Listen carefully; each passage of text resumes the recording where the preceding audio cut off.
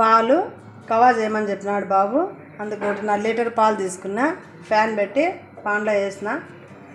ఏదో ఇలా కలబెట్టుకుంటూ ఉండాలా, చిక్కబడేంత వరకు కింద అంటకుండా కలబెట్టుకుంటూ ఉండాలా. ఇలా కలబెడతానే ఉండాలా. కింద కలబెట్టుకున్నామంటే కన్నా అంటుతుంది కింద. పాలకోవా కదా, బాగా కలబెట్టాల. 2 మాటలు పొంగు వచ్చినాక కొంచెం మంట సిమ్లో పెట్టేసి ఇలా కలబెట్టాల.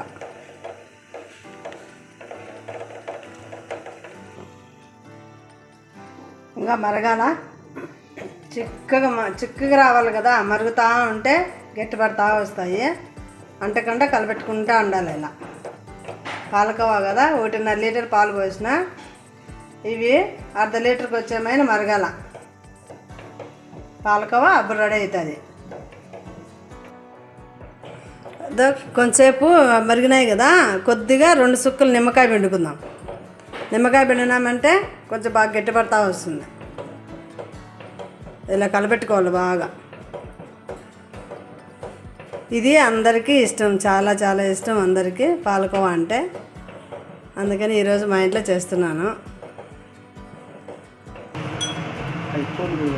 కొద్దిగా యాలకుల పొడి ఒక 3 నూనెగా దంచుకొని వేసుకున్నాం. వేసి బాగా కలబెట్టుకోవాలా. అంత బాగా కలబెట్టాల. మంచిగా కలబెట్టుకున్నామంటే బాగా కవా రెడీ అయిపోతుంది.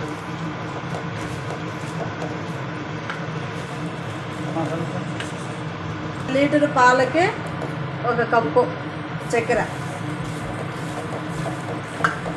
బాగా కలబెట్టాలా.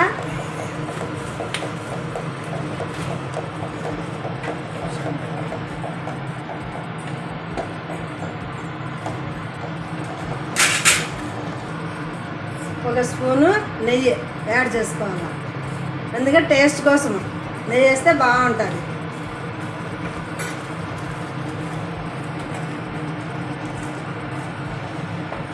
బాగా కలిపేసేయాల చక్కెర నెయ్యి.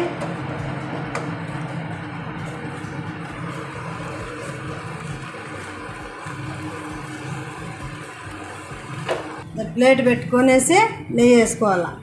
బాగా అంతా అప్లై చేయాలా.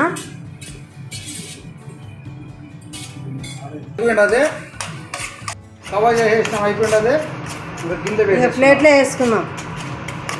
ప్లేట్లో వేసుకొని సాల్వ్ చేసుకున్నాం. ఇట్లా అంతా ప్లేట్లో వేసుకునేసి